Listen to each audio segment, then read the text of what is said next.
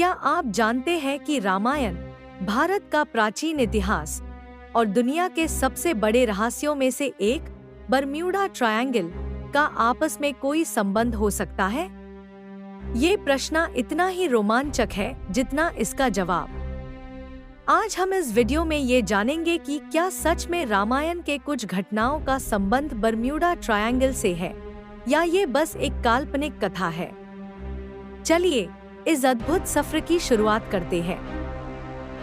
रामायण भारत का एक प्राचीन महाकाव्य है जो न सिर्फ आध्यात्मिकता और इतिहास का संगम है, बल्कि इसमें बहुत से ऐसे प्रसंग मिलते हैं जो विज्ञान को भी चुनौती देते हैं। इस महाकाव्य में पुष्पक विमाना का जिक्र मिलता है, एक ऐसा उड़ान खटोला जो असुर राज रावण के पास था। क्या ये उड़ान खटोला एक प्राचीन स्पेसक्राफ्ट था? क्या ये रामायण में विज्ञान का पहला रूप था?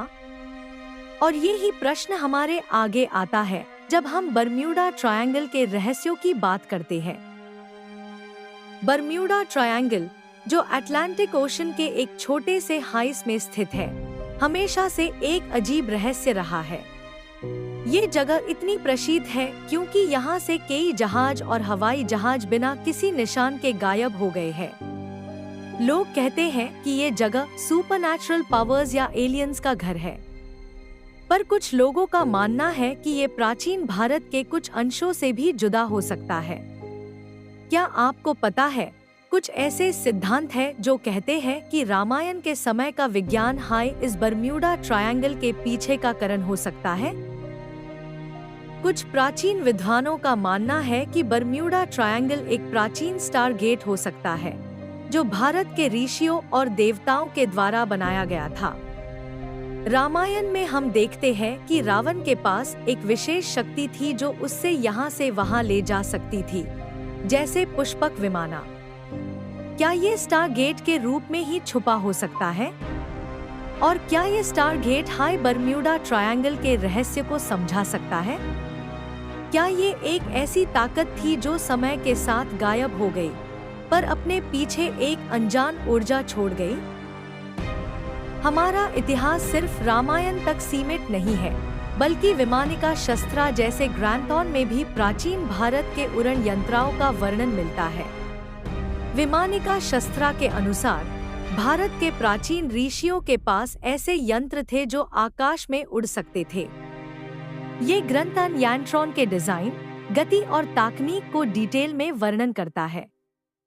कुछ लोग मानते हैं कि शायद यही यंत्र बरम्यूडा ट्रायंगल के नीचे के समुद्री ताल में छुपे हो सकते हैं, जो आज भी वाहन की ऊर्जा को प्रभावित करते हैं। ये सिद्धांत जितना रोमांचक है, उतना ही इसमें कुछ संदर्भों की कमी भी है।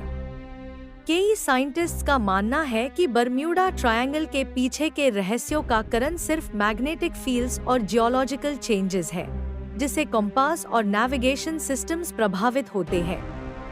पर यह भी सच है कि प्राचीन ग्रंथों में लिखे गए चमत्कार और आज के विज्ञान के बीच एक अजीब सा मिलान दिखता है।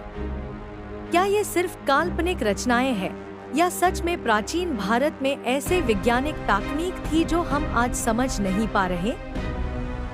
तो ये था रामायण और बरम्यूडा ट्रायंगल के बीच के रहस्यों का सफर।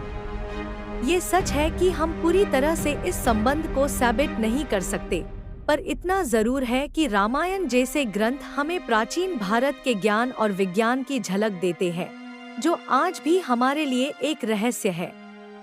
आपका इस बारे में क्या सोचना है? क्या आपको लगता है कि रामायण के प्रसंग और बरम्यूडा ट्रायंगल के बीच कोई असली संबंध हो सकता है?